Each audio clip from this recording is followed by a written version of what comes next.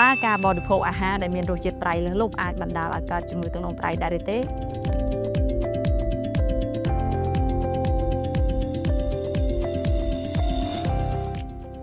ជំរាបសួរនាងខ្ញុំវិជ្ជាបណ្ឌិតសូនបុប្ផាផលឯកទេសជំងឺតម្រងនោមនិងលាងឈាមសប្តាហ៍ថ្ងៃនាងខ្ញុំបម្រើការនៅមជ្ឈមណ្ឌលលាងឈាមនិងវិទ្យាសាស្ត្រតម្រងនោមនៃមន្ទីរពេទ្យមិត្តភាពខ្មែរសូវៀតហើយនេះនាងខ្ញុំមានកិត្តិយសណាស់ដែលបានលើកយកប្រធានបទមួយមកចែករំលែកដល់បងប្អូនទាំងអស់គ្នាដើម្បីជាទុនក្នុងការយល់ដឹងអំពីការថែរក្សាសុខភាពតម្រងនោមមុននឹងឆ្លើយនៅសំណួរនៃប្រធានបទរបស់យើងនាងខ្ញុំសូមបញ្យល់បងប្អូនទាក់ទងជាមួយនឹងចំណុចមួយចំនួនដែលសំខាន់ទី1គឺទាក់ទងជាមួយនឹងអំបិលដែលជាភាសាសាមញ្ញហើយភាសាបច្ចេកទេសហៅថាសូដ្យូមក្លរូអំបិលផ្សំឡើងដោយសូដ្យូមក្លរូគឺភាគច្រើនរួមផ្សំជាមួយនឹងរ៉ែកម្រមួយចំនួនដូចជាកាល់ស្យូមក្លរូប៉ូតាស្យូមផូស្វាតជាដើមតាមអង្គការសុខភាពពិភពលោកគេណែនាំឲ្យយើងញ៉ាំអំបិលនៅក្នុងមួយថ្ងៃ5ក្រាមឬមួយក៏ស្មើនឹង2ក្រាមនៃជាតិសូដ្យូមតើអំបិលមានតួនាទីអ្វីខ្លះសម្រាប់រាងកាយរបស់យើងជាការពិតណាស់អំបិលគឺមានតួនាទីសំខាន់មិនអាចខ្វះបានសម្រាប់សរីរាង្គរបស់យើងដូចជាទី1គឺចូលរួមក្នុងការស្រូបយកសារធាតុចិញ្ចឹមក៏ដូចជាជាតិទឹកចូលក្នុងកោសិកា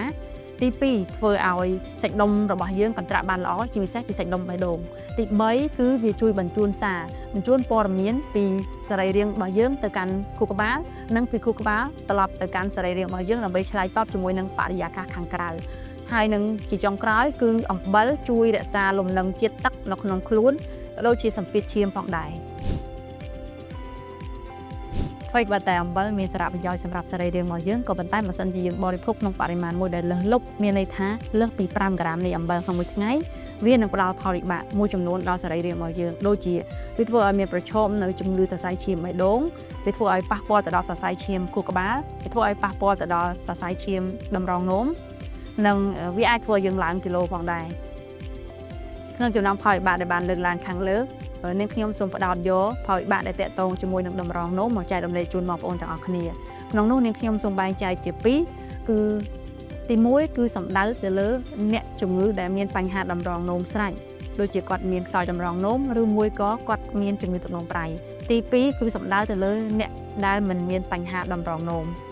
ទី1សម្រាប់អ្នកជំងឺដែលមានបញ្ហាតម្រងនោមស្រាច់ដូចជាគាត់មានខ្សោយតម្រងនោមឬមួយក៏គាត់មានជំងឺទឹកនោមប្រៃកាលណាដែលគាត់បរិភោគអាហារដែលមានរសជាតិប្រៃលើសលប់វាធ្វើឲ្យសម្ពាធឈាមកើនឡើងនៅក្នុងខ្លួនហើយសម្ពាធឈាមកើនឡើងនឹងហើយវាជាកត្តាបំផ្លាញទៅដល់សរសៃឈាមតម្រងនោមរបស់យើងដែលអាចធ្វើឲ្យជំងឺខ្សោយតម្រងនោមរបស់គាត់វិវត្តកាន់តែលឿនសម្រាប់អ្នកជំងឺដែលមានជំងឺទឹកនោមប្រៃស្រាប់ក្នុងករណីដែលគាត់ពិសាអាហារដែលមានរសជាតិប្រៃលើសលប់ចូលទៅក្នុងខ្លួនវាជាហេតុផលមួយធ្វើឲ្យសម្ពាធឈាមរបស់គាត់ហក់ឡើងពិបាកក្នុងការគ្រប់គ្រងកត្តានេះហើយវានឹងធ្វើឲ្យស្ថានភាពតម្រងនោមរបស់គាត់កាន់តែវិវត្តអាក្រក់ទៅមកដល់ចំណុចនេះយើងអាចឆ្លើយបាននៅសំណួររបស់ប្រធានបទរបស់យើងថាតើការបរិភោគអាហារដែលមានរសជាតិប្រៃលើសលប់អាចបណ្ដាលឲ្យកើតជំងឺទឹកនោមប្រៃដែរឬទេចម្លើយគឺអាចក៏ប៉ុន្តែគឺអាចដោយប្រយោលតែមិនមែនដោយផ្ទាល់ទេការបរិភោគអាហារដែលមានរសជាតិប្រៃលើសលប់វាធ្វើឲ្យប្រឈមជាមួយនឹងជំងឺសរសៃឈាមបេះដូងដូចជាការលើសឈាមជាដើមហើយការលើសឈាមនេះហើយគឺជាមូលហេតុដែលអាចធ្វើឲ្យមានជំងឺខ្សោយតម្រងនោមឬក៏ទឹកនោមប្រៃឥឡូវយើងឈានចូលទៅដល់វិធីបង្ការតើយើងគួរតែធ្វើម៉េចដើម្បីកាត់បន្ថយការបរិភោគអាហារដែលមានរសជាតិប្រៃលើសលប់ទី1គឺយើងត្រូវបង្កើនការធ្វើម្ហូបអាហារនៅផ្ទះដោយខ្លួនឯងពីព្រោះការធ្វើម្ហូបអាហារនៅផ្ទះខ្លួនឯងគឺអាចឲ្យយើងនឹងកំណត់ជាតិប្រៃឬក៏ជាតិអំបិលបានដោយងាយស្រួលទី2គឺយើងអាចបន្ថែមនៅគ្រឿងទេសមួយចំនួនដូចជាខ្ញីដូចជាម្រេចដើម្បីបន្លប់នៅតម្រូវការនៃជាតិប្រៃរបស់អណ្ដាតរបស់យើងជាចុងក្រោយនាងខ្ញុំសូមលើកទឹកចិត្តបងប្អូនឲ្យជ្រើសរើសយកអាហារស្រស់ៗដូចជាបន្លែត្រីសាច់ស្រស់ៗជាជាងជ្រើសរើសយកអាហារកែច្នៃហើយបើសិនជាបងប្អូនទាំងអស់គ្នាមានបញ្ហាខ្សោយតម្រងនោមទឹកនោមប្រៃក៏ដូចជាមានបញ្ហាតម្រងនោមផ្សេងៗទៀតអាចអញ្ជើញមកពិគ្រោះជាមួយនឹងគ្រូពេទ្យឯកទេសជំនាញនៅមន្ទីរពេទ្យមិត្តភាពខ្មែរសូវៀតសូមអរគុណមន្ទីរពេទ្យមិត្តភាពខ្មែរសូវៀត